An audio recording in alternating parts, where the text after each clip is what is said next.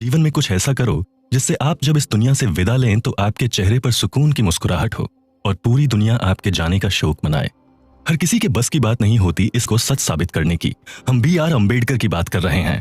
इस नाम से तो जन जन वाकिफ होगा। उनके संघर्षों और तकलीफों की कल्पना भी कर पाना बहुत मुश्किल है। हम में से बहुतों ने तो उनके दुखदायी जीवन के बारे में सुना भी नहीं होगा।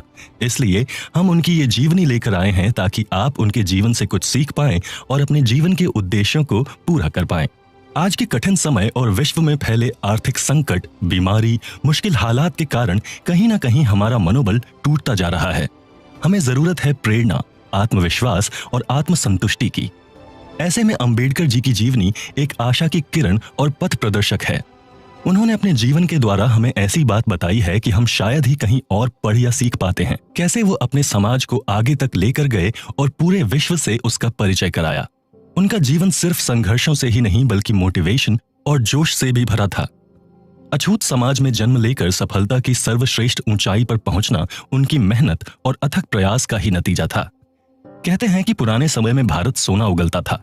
यहाँ पर सोने का तात्पर्य कोई धातु से नहीं, ऐसे ही महान पुरुषों से है जिनकी वजह से आज भारत अपना लोहा हर जगह मनवा रहा है। दुनिया भर में जिस भारतीय लोकतंत्र की मिसाल दी जाती है वो अम्बेडकर जी की ही मेहनत से ही संभव हो पाया है। अपनी पढ़ाई के द्वारा ही उन्होंने भारत के संविधान की रचना की, जिसके बलबूते आज हम अपना जीवन निर्भय होकर जी रहे हैं। आज यदि हम अम्बेडकर जी का नाम सुनते हैं तो उनकी छवि एक समाज सुधारक या फिर संविधान निर्माता की ही आती है, या फिर भेदभाव के विरुद्ध प्रखर आवाज उठाने वाले मसीहा के रूप में ही देख पाते हैं। पर बहुत कम लोग ही जानते हैं कि भारत की अर्थव्यवस्था में भी उनका बहुत बड़ा योगदान है। एक माहिर इकोनॉमिस्ट के तौर पर उन्होंने भारत की अर्थव्यवस्था को संपूर्ण रूप से संभाला और उसे प्रगति की ओर बढ़ाया। इन्होंने पढ़ाई करते हुए कई डिग्रियां भी हासिल की, जिससे ये पूरे विश्व में नंबर 1 स्कॉलर बने। अपने आप को विकास के कार्य में रात दिन लगाकर उन्होंने भारत को एक नई पहचान प्रदान की, जिसके लिए इनको भारत रत्न पुरस्कार से भी नवाजा गया। उनके जीवन पर प्रकाश डालते हुए कुछ ऐसे किस्से बताएंगे जिनको सुनकर आप में प्रेरणा और कुछ कर गुजरने का जोश उत्पन्न होगा। और अम्बेडकर की जड़ें। बाबा भीमराव अम्बेडकर जी का जन्म एक महार दलित परिवार में मऊ, मध्य प्रदेश में हुआ था, जिस जगह को आज डॉक्टर अम्बेडकर नगर के नाम से जाना जाता है। उनके जाति को सब अस्पर्श या अनटचेबल मानते थे। अब हम जानते हैं कि ये अस्पर्शता होता क्या है। देखिए, हिंदू समाज 4 वर्णों में बांटा गया है। क्यों बांटा है इसका कारण हमें नहीं पता और ना ही हम इसको और दूर तक खींचेंगे। बस ये बात जान लीजिए कि ये सब सिर्फ अपनी सहूलियत के लिए हम मनुष्यों ने किया। हाँ, तो 4 वर्ण कुछ इस प्रकार हैं: ब्राह्मण, क्षत्रिय, वैश्य और शूद्र। ये थियरी आर्यन काल के समय से चली आ रही है और उस समय लोगों को उनके पेशे से जाना जाता था। जैसे अगर किसी को वेदों और ग्रंथों का ज्ञान हो तो उसे ब्राह्मण मान लिया जाता था। दूसरी जाति होती है क्षत्रिय, जो अपनी वीरता और साहस के लिए जाने जाते थे। इस वर्ण में जन्मे लोग सैन्य कुशलता और शासक के रूप में जाने जाते थे। तीसरा वर्ण था वैश्य, जिसमें सब प्रजा या कृषि उत्पादक या व्यापारी होते थे। और शूद्र वो होते थे जो सेवा प्रदाता या नौकर हुआ करते थे। चिरकाल से चली आ रही इस व्यवस्था को न बदले जाने के कारण अब जन्म से वर्णों का विभाजन होता है। वेद ग्रंथों की जानकारी ना होने के बावजूद भी ब्राह्मण ब्राह्मण ही रहता है और साहसी ना होने के बावजूद क्षत्रिय क्षत्रिय ही कहलाता है, क्योंकि बहुत समय से चली आ रही इस व्यवस्था को किसी ने बदला नहीं। समय के साथ ये व्यवस्था और भी मजबूत होती गई और हर एक वर्ण जाति और उपजाति में विभाजित हो गया। और इस तरह शूद्र भी इस व्यवस्था से अछूते नहीं रहे और उनमें भी मुख्य जाति और उपजाति होती गई, जो बाद में जाकर देश के अलग अलग कोनों में बस गई और अपना जीवन व्यापन करने लगी। अम्बेडकर जी ने भी ऐसी ही शूद्रों की एक उपजाति महार में जन्म लिया। अम्बेडकर जी के जन्म के दौरान शूद्रों को ना ही सिर्फ अस्पृश्य मानते थे, बल्कि उसके साथ साथ उनको देखा और सुना भी नहीं जाता था। देश के एक छोर से दूसरे छोर तक स्वर्ण वर्ण के लोग शूद्रों पर अत्याचार कर उनकी दुर्दशा और निरादर करते थे। स्वर्ण वर्ण के लोगों से मतलब है ऐसे लोग जो बाकी तीनों वर्णों में जन्म लेते थे, जैसे ब्राह्मण, क्षत्रिय और वैश्य समाज। ऐसी ही जगहों पर जहां फिर भी शूद्रों पर दया दिखाकर अब अत्याचार नहीं किया जाता था, वहां भी उनको समाज का हिस्सा नहीं माना जाता था। उन्हें वो अधिकार नहीं प्राप्त थे जो स्वर्ण वर्ण में जन्मे लोगों को मिलते हैं। जैसा कि हमने आपको पहले ही बताया कि अम्बेडकर जी का जन्म महार परिवार में इंदौर के पास स्थित महू में हुआ था। उनका पैतृक गांव अंबावड़ी था, जो कि महाराष्ट्र के रत्नागिरी में मौजूद है। जब यूरोपियन भारत आए तो शूद्र परिवारों में से पोर्चुगीजों का पहला सामना कोंकण के महार परिवार से ही हुआ। उनके परिवार को फिर भी थोड़ी इज्जत मिलती थी, क्योंकि उनको गांव की देवी की पालकी उठाने का कार्य सौंपा गया था। कबीर जी द्वारा दिखाए और बताए गए रास्तों पर ही अंबेडकर जी का परिवार चलता था। उनके दिए गए मार्गदर्शन के कारण ही अंबेडकर जी ने अपना रास्ता चुना और समाज में बदलाव की लहर लेकर आए, जो एक साधारण मनुष्य का कर पाना बहुत ही कठिन या असंभव था। उनकी फिलॉसफी और कार्यों में कबीर जी का बहुत बड़ा योगदान था। वो कबीर की जीवन शैली से प्रभावित होकर अपने कार्य करते थे और उसमें सफल भी होते थे। मराठा काल के दौरान स्वर्ण जाति जैसे पाटिल, कुलकर्णी, नावी, देसाई और सुतार जैसी जाति वाले लोगों को एक मुख्य कार्य दिया जाता था और बदले में उन्हें लगान मुक्त जमीन दी जाती थी। पर जब अंग्रेज आए तो उन्होंने इस व्यवस्था को हटा दिया और गांव के ऑफिसर को उनके कार्य के बदले तनख्वाह देने लगे। महार जाति के लोगों को तब भी उनकी योग्यता के अनुसार कार्य नहीं दिया जाता था, सिर्फ उन्हें प्रशासकीय कार्य से दूर रखा जाता था। उसका असर यह हुआ कि स्वर्ण जाति के अफसर के मर जाने या उनका कार्यकाल खत्म हो जाने के बाद भी उनसे जमीन नहीं ली जाती थी। बस उस जमीन से थोड़ा सा लगान लिया जाता था और उनके बच्चों का समाज या गांव के कार्यों में कोई भी योगदान किए बिना ही उनको लाखों रुपए की मदद की जाती थी। और इसी प्रकार से दलित जाति पर अत्याचार होता था और स्वर्ण जाति के लोगों को बढ़ावा मिलता था। और दूसरी तरफ अंग्रेजों ने महार परिवार की कोई भी जिम्मेदारी का खंडन नहीं किया। वो जो पहले से काम करते थे, मजदूरी करते थे, बाद में भी वही करते रहे। उन्हें किसी तरह की भी जमीन नहीं दी गई, बल्कि वो लोग जहां रहते थे उनकी जमीनों का लगान भी बढ़ा दिया गया। इसी तरह महार या दलित समाज की दुर्दशा होती गई। हजारों की संख्या में महार परिवारों ने बहुत कठिनाइयां उठाई। पूरे देश में दलित समाज को गांव के बाहरी क्षेत्र में रखा गया और उनसे अथक मेहनत और परिश्रम वाले कार्य कराते रहे और बदले में उन्हें मेहनताना भी नहीं दिया जाता था। एक तरह से उनसे जबरन मजदूरी कराई जाती थी और उनका शोषण किया जाता था। इन सब के बावजूद भी महार परिवार का गांव में बहुत बड़ा योगदान था, क्योंकि गांव का सारा मेहनती काम इन्हीं लोगों से कराया जाता था। उनका साहस, दृढ़ता, बहादुरी, वफादारी, सत्यनिष्ठा जैसी अच्छाइयां गांव की आबादी के लिए वरदान थीं। इन लोगों के बिना गांव को सुचारू रूप से चला पाना बहुत मुश्किल था। गांव में कोई भी लड़ाई झगड़ा होता था तो ये सरपंच की राय लेना पसंद करते थे। यहां तक इनको पंचायत में भी जगह नहीं मिली हुई थी और इनको बराबर में बैठने का अधिकार भी नहीं था। ये लोग अक्सर जमीन पर ही बैठा करते थे। महार परिवार बहुत बड़े योद्धा के रूप में निकल कर आया। कहते हैं प्राचीन काल में ये लोग जंगलों में रहा करते थे और वहां पर आने वाले हर खतरे का बहुत ही साहस से सामना करते थे। शायद इसीलिए इन लोगों ने इतनी पीड़ा और अत्याचार सहे, क्योंकि इनको हर परिस्थिति में जीने का हुनर आता था। छत्रपति शिवाजी, जिन्होंने मुगलों को हराया था, उन्होंने इनके साहस और सैन्य कुशलता को परखकर अपनी सेना में इनको जगह दी थी। शिदनाक, जो कि एक महार सरदार थे, उन्होंने सवाई माधोराव की सेना में बहुत बड़ा नाम कमाया। बाद में ईस्ट इंडिया कंपनी ने भी पेशवा के विरुद्ध लड़ने के लिए इन्हीं महार जाति का चुनाव किया। आजादी के बाद भी महार रेजिमेंट के लोगों ने सेना में बढ़ चढ़कर हिस्सा लिया, जिससे इनको सेना में एक अलग ख्याति मिली। हर लड़ाई में महार समाज ने अपने साहस, ताकत, बहादुरी और देशभक्ति का परिचय दिया। जितने भी महार अफसर थे, उन्होंने अपनी जान की बाजी लगा दी देश को जिताने में। इतना अत्याचार सहने के बावजूद भी वतन परस्ती में लीन रहना किसी साधारण मनुष्य की बात नहीं। अंबेडकर जी के पूर्वजों ने भी सेना में अपना वर्चस्व साबित कर अपने साहस का लोहा मनवाया है। अंबेडकर जी का चरित्र निर्माण इन्हीं पूर्वजों के साहस और बहादुरी की ही देन है। बाबा जी के दादा और पिता दोनों ने ही सेना में होते हुए अपनी वीरता और शौर्य का सिक्का जमाया था। इनके पिता Ramji Sakpal British Indian army में थे। इनके पिता की पोस्टिंग मोह कैंटोनमेंट इंदौर के पास थी, जो कि उस समय सेंट्रल इंडिया और अब मध्य प्रदेश में है। उसी समय अंबेडकर जी का जन्म 14 अप्रैल 1891 में हुआ। ऐसा भी कहा जाता है कि अंबेडकर जी के जन्म के बाद रामजी सकपाल के कोई महान रिश्तेदार ने यह भविष्यवाणी की थी कि उनका पुत्र इतिहास रचेगा। डॉक्टर अंबेडकर, जो रामजी सकपाल की 14वीं संतान थे, का नामकरण पांडवों के एक भाई से प्रेरित होकर भीम रखा गया। उनकी माता का नाम भी भीमाबाई था। उनका मायका था मुरहद, जो उस वक्त बॉम्बे के थाने में स्थित था। उनके परिवार का भी ताल्लुक सेना से था। उनके ददिहाल और ननिहाल का संबंध सेना से होने के कारण वे भी साहस, शौर्य, वीरता, बहादुरी, कर्तव्य निष्ठा और ईमानदारी से भरे हुए थे। प्रारंभिक जीवन। अंबेडकर जी के पिता रामजी सकपाल महू से 1893 में रिटायर होकर कोंकण के दापोली में आकर रहने लगे।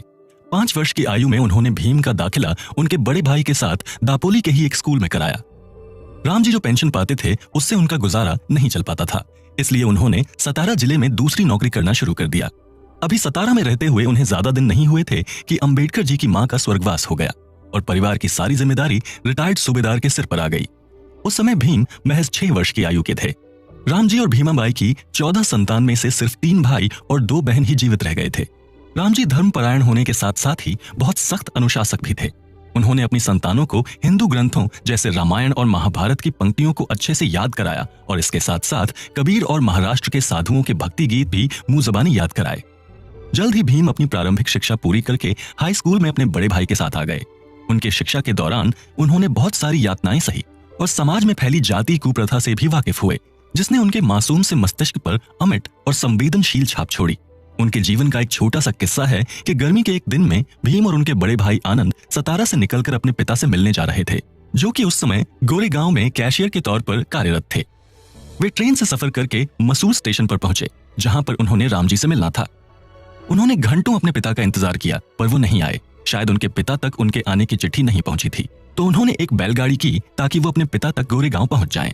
बाद में बैलगाड़ी खींचने वाले चालक, जो कि एक स्वर्ण वर्ण का था, उसको पता चला कि उसकी सवारी दलित और अस्पृश्य है, तो उसने दोनों भाइयों को गाड़ी से वहीं पर ही उतार दिया। जब उन्होंने दुगना भाड़ा देने का वादा किया, तब जाकर चालक ने आगे चलने के लिए हाँ कहा, और वो भी इस शर्त पर कि बैलगाड़ी भीम के बड़े भाई चलाएंगे और वो पैदल चलेगा। दोनों भाइयों को शाम से लेकर रात तक पानी की एक बूंद के बिना ही चलते रहना पड़ा, क्योंकि तब तक सबको पता चल गया था कि वे अस्पृश्य हैं और कोई भी उनको पानी पिलाने एवं उनकी प्यास बुझाने के लिए तैयार नहीं था। एक दलित परिवार में जन्म लेने के कारण यद्यपि उन्हें बहुत अनादर और अपमान झेलना पड़ा, पर उनकी किस्मत अच्छी होने के कारण इसके साथ ही उन्हें कई महान और ज्ञानी स्वर्ण लोगों की दया, कृपा और अनुकंपा भी मिली। उन्हीं के जीवन से एक उदाहरण लेते हैं। एक दिन उन्होंने अपने सहपाठी से शर्त लगाई और जोरदार बारिश में भी उन्होंने घर से स्कूल तक का सफर पूरा किया। उनके एक ब्राह्मण अध्यापक, जिन्होंने भीम को बारिश में कपकपाते देखा और उन्हें यह दृश्य अंदर तक छू गया, फिर उन्होंने अपने बेटे से भीम को घर बुलाने और सूखे कपड़े देने को कहा। उनके स्कूल में एक और ब्राह्मण अध्यापक थे, जिनका आखिरी नाम अंबेडकर था। वो भीम को अपनी संतान जैसा मानते थे और उन्हें बहुत प्यार करते थे। वो अपना लंच भी भीम के साथ ही खाते थे। भीम का असली नाम भीमराव सकपाल था, पर उनके अध्यापक की दया भावना के कारण ही भीम ने सकपाल से अंबेडकर उपनाम अपना लिया। इसलिए वो अब अंबेडकर नाम से जाने जाते हैं। जब भीम 10 वर्ष की आयु में पहुंचे तो उनके पिता ने दूसरी शादी करने का मन बनाया। स्वाभाविक था कि भीम को उनके पिता का यह निर्णय अच्छा नहीं लगा, तो उन्होंने अपने पिता से अलग होकर स्वतंत्र जीवन बिताने का निश्चय किया। उन्होंने सोच लिया था कि चाहे बॉम्बे मिल में कोई छोटी मोटी नौकरी करके अपना काम चला लेंगे। उन्होंने अपने रिश्तेदार से पैसे चुराकर बॉम्बे निकल जाने का भी सोचा, पर कहीं न कहीं उनकी अंतरात्मा ने इस बात की गवाही नहीं दी। फिर उन्हें समझ आया कि उनको अपनी पढ़ाई के जरिए ही संसार में नाम कमाना है। उसी दिन से वो एक जुझारू और मेहनती छात्र की तरह पढ़ाई करने लगे और इस तरह से वो अपने अध्यापकों के और भी प्यारे होते चले गए। जल्द ही उनका परिवार बॉम्बे में आकर एक चौल में रहने लगा। बहुत सारे परिवार झुंड में अभाव में रहने लगे थे। बॉम्बे आने के बाद भीम और उनके भाई ने मराठा हाई स्कूल में दाखिला ले लिया। जब से वो बॉम्बे आकर रहने लगे, तब से भीम की पढ़ने की इच्छा और तीव्र होती गई। उनके पिता ने भी भीम की पढ़ाई की इच्छा में बहुत साथ दिया और उन्हें पूरा सहयोग दिया। वो तो इस हद तक आ गए थे कि उन्होंने अपनी दोनों विवाहित बेटियों से भीम की किताबें खरीदने के लिए पैसे उधार मांगे। उसके कुछ समय बाद भीम के पिता ने उन्हें एल्फिंस्टन हाई स्कूल में दाखिला करवाया, जो कि बॉम्बे का सर्वोत्तम हाई स्कूल था। एक कमरे में पूरे परिवार के साथ रहते हुए भीम ने अपनी पढ़ाई को जारी रखने का फैसला किया। उनके दिमाग में बस एक जुनून सवार था और वो था पढ़ाई का। यहाँ तक एल्फिंस्टन स्कूल भी अस्पृश्यता के अंधकार से अछूता नहीं था।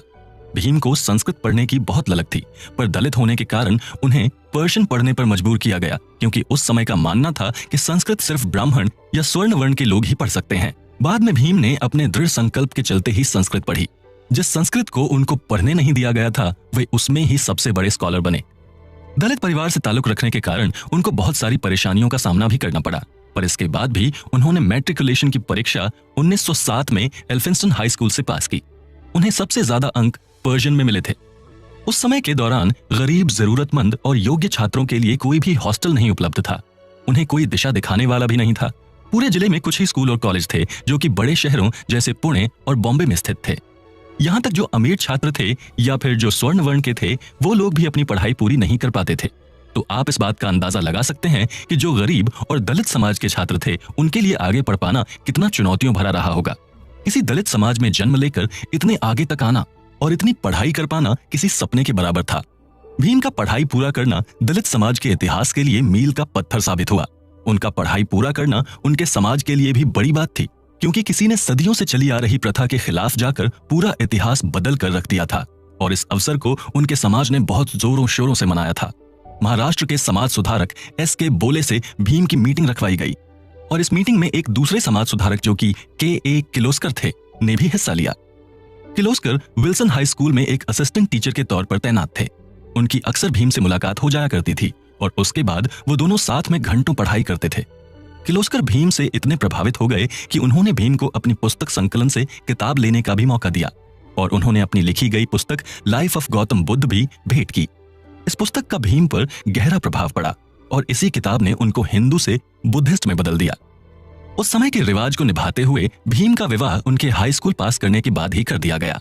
भीम की आयु उस वक्त 16 वर्ष की थी और उनकी पत्नी की आयु महज 9 वर्ष थी, जिनका नाम रामी था, जो बाद में जाकर रमाबाई हो गया था।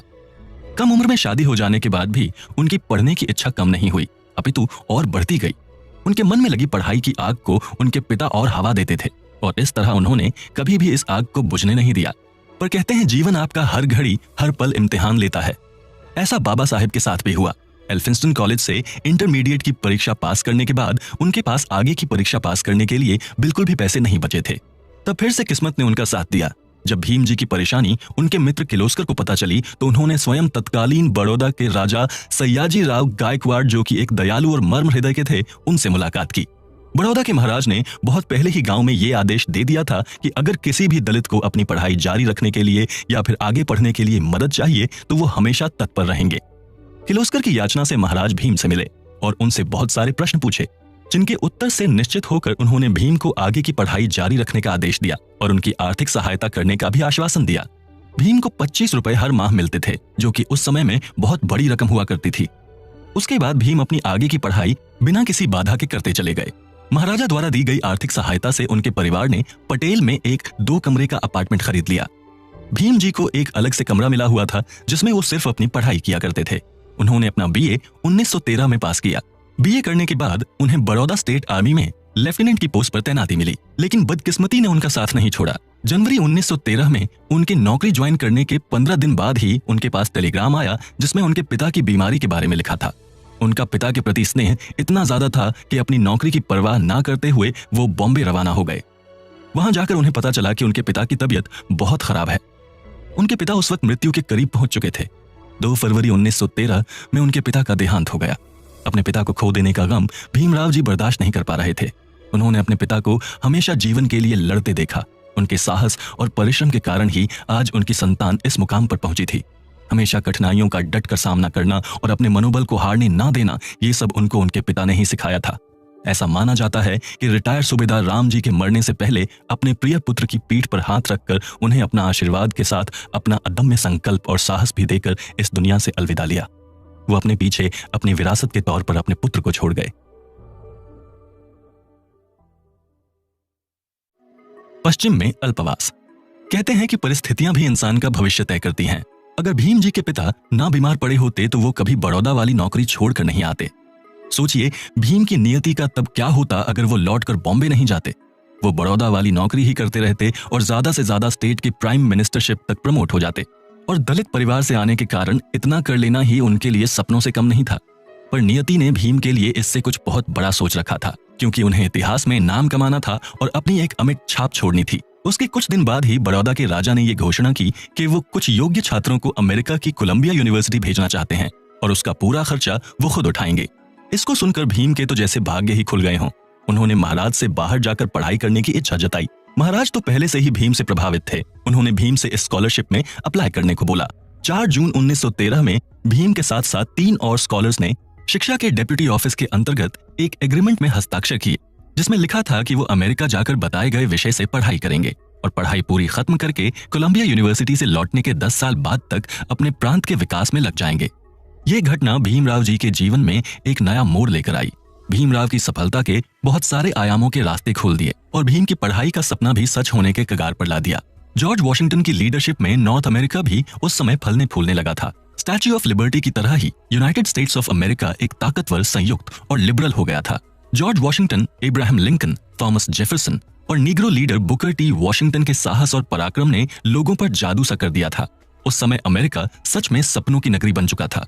जुलाई 1913 के तीसरे सप्ताह में नई उम्मीद और उमंग लिए भीमराव जी न्यूयॉर्क पहुंचे, पर वहां पर रह पाना इतना आसान नहीं था जितना आसान दिखाई दे रहा था। एक लॉज से दूसरे लॉज में भटकने के बाद वो एक पारसी छात्र नवल भटेना के साथ रहने लगे। और ये दोस्ती कब जीवन भर के साथ में बदल गई इसका उन्हें पता भी ना चला। जीवन में पहली बार भीम अस्पृश्यता के भूत से आगे निकल पाए। वो जब तक कोलंबिया यूनिवर्सिटी में रहे उन्होंने देश के विकास के बारे में ही सोचा। उनका ज्ञान का भंडार बढ़ता गया और वो समय समय पर उसे औरों में बांटते गए। एक बार उन्होंने अपने पिता के मित्र को चिट्ठी लिखकर बताया कि नारी शिक्षा कितनी महत्वपूर्ण है और वो कैसे देश के विकास और तरक्की में सहायता कर सकती है। भीम जी के मन मस्तिष्क पर बस पढ़ाई का ही भूत सवार था। फिर चाहे जो भी परिस्थिति हो, चाहे जो भी कठिनाई आए, वो उसको पार करके आगे बढ़ते रहते थे। महान लोगों की एक निशानी होती है कि वो कभी अपना समय व्यर्थ के कामों में नहीं लगाते थे और यही भीमराव जी भी करते थे। उन्होंने अपना सारा समय सिर्फ और सिर्फ पढ़ाई के नाम लिख दिया था। पढ़ाई के साथ साथ उनके परिवार की तरफ भी कुछ जिम्मेदारियां थी, इसलिए वो अपने स्टाइपेंड से कुछ पैसा अपने परिवार को भिजवा दिया करते थे। भीमराव जी ने कठिन और अलग विषयों जैसे political science, moral philosophy, anthropology, sociology और इकोनॉमिक्स चुन रखे थे, जिसको पढ़ने में वो 18-18 घंटे बिता दिया करते थे। 1915 में उन्हें एमए की डिग्री उनकी लिखी थीसिस एंशिएंट इंडियन कॉमर्स के लिए दी गई थी। इसके साथ ही उन्होंने अपने एंथ्रोपोलॉजी विषय के लिए एक पेपर भी लिखा जो caste in India, their mechanism, genesis and development नाम से प्रसिद्ध हुआ। जून 1916 में the national dividend of India, a historical and analytical study नाम से थीसिस लिखकर पीएचडी की डिग्री हासिल की। कोलंबिया यूनिवर्सिटी से पढ़ाई पूरी करने के बाद भीम न्यूयॉर्क छोड़कर लंदन चले गए। अक्टूबर 1916 में उन्होंने बैरिस्टर की पढ़ाई के लिए दाखिला लिया। साथ ही साथ लंदन स्कूल ऑफ इकोनॉमिक्स से वो इकोनॉमिक्स की पढ़ाई करने लगे। बड़ौदा के महाराज फिर से भगवान के रूप में सामने आए और उन्होंने भीम को आगे की पढ़ाई जारी रखने की अनुमति दी और इंग्लैंड में रहने का पूरा खर्चा भी उन्होंने ही उठाया। पर बड़ौदा के दीवान को ये बात कुछ भाई नहीं, इसलिए उन्होंने भीम को लंदन से बुलाकर अपने प्रांत की सेवा करने का आदेश दिया। भीम को लंदन से अपनी पढ़ाई बीच में रोककर लौटना पड़ा, पर लौटने से पहले अपने अध्यापक डॉक्टर एडविन कैनन की सलाह से उन्होंने आगे की पढ़ाई आने वाले 4 वर्षों में पूरी करने का समय मांगा। उनके अच्छे व्यवहार और ज्ञान को देखते हुए लंदन स्कूल ऑफ इकोनॉमिक्स ने उन्हें ये अनुमति प्रदान की। 21 अगस्त 1917 को भीमराव बॉम्बे वापस आ गए। ये वो समय था जब भारत बहुत कठिनाई से जूझ रहा था। सितंबर 1917 को वो बड़ौदा आए। बड़ौदा के महाराज इनको इसलिए वित्त मंत्री बनाना चाहते थे ताकि इन्हें प्रशासन में कुछ अनुभव हासिल हो। उन्होंने शुरुआत इनको मिलिट्री सेक्रेटरी बनाने से की। हालांकि ये पद इन्होंने अपनी पढ़ाई के दम से हासिल किया था, पर अस्पृश्यता ने फिर भी इनका पीछा नहीं छोड़ा। वहां के चपरासी ने भी इन्हें पानी देने से इनकार कर दिया था। कोई भी होटल इनको आश्रय नहीं देना चाहता था। इन्होंने इस विषय पर बड़ौदा के महाराज को चिट्ठी लिखी। उन्होंने ये बात दीवान को बताई, पर कोई भी इस विषय पर निर्णय लेने में असमर्थ थे। बहुत ज्यादा हताश होकर भीम ने वहां से चले जाने का फैसला किया और नवंबर में वो बॉम्बे वापस आ गए। इसके बाद इनकी सौतेली मां का भी निधन हो गया। बॉम्बे लौटने के बाद इनकी मुलाकात कोल्हापुर के राजा शाहू महाराज जी से हुई। ये भी जाति प्रथा के जंजीरों को तोड़कर सबको एक बराबर करना चाहते थे। महाराज जी से मिलना उनकी जिंदगी में फिर से नया मोड़ लेकर आया। न ही सिर्फ महाराज ने अपने शासन में एक दलित को रखा था, बल्कि साथ ही दूसरे दलितों की पढ़ाई, रहने खाने की व्यवस्था का भी ध्यान रखते थे। यहाँ तक कि उन्होंने पूरे समाज के सामने दलितों के साथ बैठकर भोजन तक ग्रहण किया था, ताकि वो जातिवाद जैसी कुप्रथा का खंडन कर सकें और उनकी प्रजा में एक नया पैगाम पहुंचे। 1919 में महाराज भीम से आग्रह करके अर्धमासिक पेपर भी छपवाने लगे थे। जनवरी 31, 1920 को पहली बार उनका पेपर निकल कर आया था, जिसका नाम मूक नायक था। इस पेपर के एडिटर ना होते हुए भी भीम ने इसका पूरी तरह से समाज में फैली कुप्रथा, नाइंसाफी और यातनाओं को जनता के सामने रखने के लिए प्रयोग किया। अंबेडकर जी ने नवंबर 1918 में government Sydenham college of commerce and economics में प्रोफेसर की भी नौकरी की। उनका मुख्य उद्देश्य पैसे बचाकर लंदन स्कूल से अपनी पढ़ाई पूरा करने का था और वो जो पैसे बचाते थे वो अपनी पत्नी को भेज दिया करते थे। जुलाई 1920 में अंबेडकर ने पर्याप्त पैसे बचाकर और कोल्हापुर के महाराज से सहायता प्राप्त करके लंदन अपनी पढ़ाई पूरी करने चले गए। उनके लंदन जाने में उनके मित्र नवल भटेना का भी बहुत बड़ा हाथ था, क्योंकि इन्होंने भी भीम को 5,000 रुपए उधार के तौर पर दिए थे। लंदन में भी उनकी जिंदगी कम कठिन नहीं थी। वो जहां पर पेइंग गेस्ट के तौर पर रहते थे, वहां की मकान मालकिन बहुत ही निष्ठुर औरत थी। वहां का सुबह का नाश्ता और रात का खाना भीम की भूख को मिटाने में असमर्थ था। उनके पास इतने पैसे भी नहीं होते थे कि वो बाहर कहीं कुछ खा लें। भीम की पढ़ाई करने की इच्छा इतनी तीव्र थी कि उन्हें इस बात से कोई फर्क नहीं पड़ता था कि उनका पेट भरा है या नहीं। वो ट्रेन से सफर करने के बजाय पैदल यात्रा किया करते थे ताकि उनके पैसे कम खर्च हों। समय समय पर उनके दोस्त नवल भटेना भी उनकी आर्थिक सहायता कर दिया करते थे। लंदन में की गई रिसर्च से उन्होंने provincial decentralization of imperial finance in British India thesis लिखी, जिसके लिए उन्हें मास्टर ऑफ साइंस की डिग्री भी जून 1921 को दी गई। अगले ही साल उन्होंने यूनिवर्सिटी ऑफ लंदन के लिए एक और थीसिस लिखी, the problem of the rupee. वो थीसिस लिखने में इतने मशगूल हो गए कि उनके पास बैरिस्टर की पढ़ाई करने का बिल्कुल भी समय नहीं बचा, इसलिए वो परीक्षा में भी नहीं बैठ पाए। उन्होंने अपनी आगे की पढ़ाई के लिए यूनिवर्सिटी ऑफ बॉन का भी भ्रमण किया। उन्होंने अप्रैल 1922 से लेकर मई 1922 तक बॉन यूनिवर्सिटी में अपने दाखिले की सारी औपचारिकताएं कर ली और फिर वो लंदन वापस आ गए। उनकी थीसिस ने लंदन यूनिवर्सिटी में तहलका मचा दिया था, क्योंकि उन्होंने इंडिया में ब्रिटिश फिस्कल पॉलिसी की कड़ी निंदा और आलोचना की थी। इसलिए उनको यूनिवर्सिटी ऑफ बॉन से मार्च 1923 में लंदन बुला लिया गया और उनके प्रोफेसर डॉक्टर एडविन कैनन ने उनको फिर से थीसिस लिखने के लिए बोला, पर उनकी आर्थिक स्थिति ऐसी नहीं थी कि वो लंदन में ज्यादा समय के लिए ठहर पाएं, इसलिए वो फिर बॉम्बे वापस आ गए। उनका परिवार भी आर्थिक तंगी से जूझ रहा था। अप्रैल 1923 में उन्होंने फिर से अपनी थीसिस लिखकर डॉक्टर एडविन कैनन को भेजी। इतनी कठिनाई के बावजूद भी अब तक भीमराव ने अपनी पढ़ाई से इतनी योग्यता हासिल कर ली थी जो उनके स्वर्ण वर्ण के समकालीन व्यक्ति भी हासिल नहीं कर पाए थे। ये सब सिर्फ उनके परिश्रम और इच्छा शक्ति के कारण ही संभव हो पाया था। पश्चिमी शिक्षा के बावजूद वो अपनी भारतीय मिट्टी से जुड़े रहे और अपना सारा जीवन अपनी मातृभूमि के विकास में ही लगा दिया। घर वापसी। अंबेडकर अप्रैल 1923 को भारत आए। इंग्लैंड, अमेरिका, जर्मनी से सर्वोत्तम पढ़ाई करके लौटने के बाद भी भीम की आर्थिक स्थिति में सुधार नहीं आया था। आखिर में उन्होंने ये निर्णय लिया कि वो बैरिस्टर की नौकरी कर लें ताकि वो समाज की सेवा भी कर पाएं और अपनी पैसों की जरूरतों को भी पूरा कर पाएं। उनकी आर्थिक स्थिति इतनी खराब थी कि उनके पास वकील का लाइसेंस लेने तक के पैसे नहीं थे। नवल भट्टेना फिर भगवान के रूप में सामने आए और उन्होंने भीम को लाइसेंस के लिए पैसे दिए और इस तरह उन्होंने अपनी बैरिस्टर की प्रैक्टिस जून 1923 में शुरू की। इतने योग्य वकील होने के बाद भी भीम को कोई अपना केस नहीं देना चाहता था, क्योंकि वो दलित परिवार से आते थे। जो देते भी थे वो बहुत गरीब और लाचार तबके के लोग थे, जिनसे भीम को ज्यादा पैसे नहीं मिल पाते थे। कभी कभी यह सारी स्थिति उन्हें बहुत निराश कर देती थी, पर उनकी इच्छा शक्ति और बहादुरी उन पर हावी हो जाती थी। उस समय ये अफवाह फैली थी कि ब्रिटिश राज होने के कारण अगर किसी को केस जीतना है तो उसे यूरोपियन बैरिस्टर को ही नियुक्त करना पड़ेगा, क्योंकि कोर्ट में सारे ही जज यूरोपियन ही थे। अस्पृश्य होने के कारण स्वर्ण वर्ण के वकील भी भीम जी से कोई संबंध नहीं रखना चाहते थे। शुरुआत में उन्हें छोटे मोटे केसेस लड़कर ही काम चलाना पड़ा। जब भीम ने अपनी प्रैक्टिस शुरू की तो उस समय बहुत सारे कारकों की वजह से भारत की नियति बदल रही थी। बॉम्बे और उसके आसपास बहुत सारी टेक्सटाइल मिलों की स्थापना की जा रही थी। गांधी जी के द्वारा आजादी की धीरे धीरे चिंगारी को भी हवा मिल रही थी। अगस्त 4, 1923 को बॉम्बे लेजिस्लेटिव काउंसिल द्वारा क्रांति की गई, जिसको आगे श्री एस.के. बोले ने बढ़ाया। काउंसिल ने यह सिफारिश की जितने भी सार्वजनिक स्थान हैं, कुआं, धर्मशाला और जितने भी सरकार द्वारा निर्मित स्कूल, कोर्ट, ऑफिस या डिस्पेंसरी हैं, उसका इस्तेमाल दलित और अस्पृश्य लोग कर सकते हैं। सितंबर 11, 1923 को एक आदेश गवर्नमेंट ऑफ बॉम्बे प्रेसिडेंसी ने पारित किया और लेजिस्लेटिव काउंसिल को कहा कि जितनी भी सरकारी संस्थाएं हैं वो आम जनता को इस एक्ट को स्वीकार करने और मानने के लिए प्रेरित करें। उसी के साथ साथ अंबेडकर जी ने भी दलित विकास के लिए आंदोलन करना शुरू कर दिया था। उन्होंने 9 मार्च 1924 को दामोदर हॉल बॉम्बे में एक मीटिंग रखी। उस मीटिंग का मुख्य उद्देश्य था कि वो अस्पृश्य लोगों और दलित को सरकार से पहले सुने और उनकी परेशानियों को दूर करने की कोशिश करें। उस मीटिंग का नतीजा ये हुआ कि एक बहिष्कृत हितकर्णी सभा का गठन हुआ, जिससे वो दलितों के विकास और उनके उत्थान को बढ़ावा दे पाए।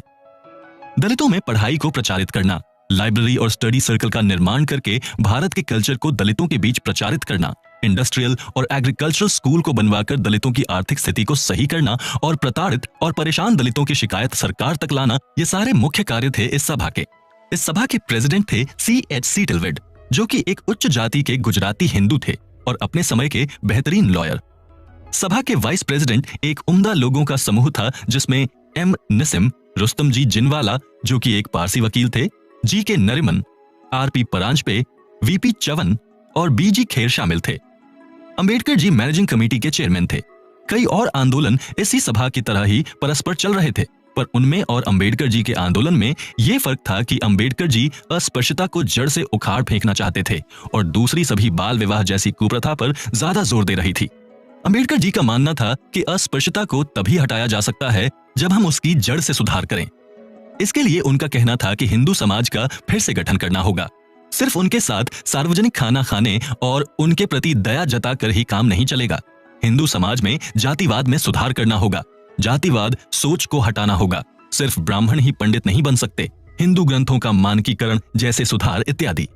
हालांकि महात्मा गांधी और अंबेडकर जी दोनों ही अस्पृश्यता को मिटाना चाहते थे, पर दोनों के प्रयास अलग अलग थे। महात्मा गांधी जहां सार्वजनिक स्थानों में दलित के साथ खाना खाकर उनके साथ हाथ मिलाकर इसको मिटाने का प्रयत्न कर रहे थे, जबकि अंबेडकर जी इसको जड़ से ही मिटा देना चाहते थे। पर दोनों का उद्देश्य एक ही था। भले ही उनके रास्ते अलग थे, पर दोनों एक ही मंजिल पर पहुंचना चाहते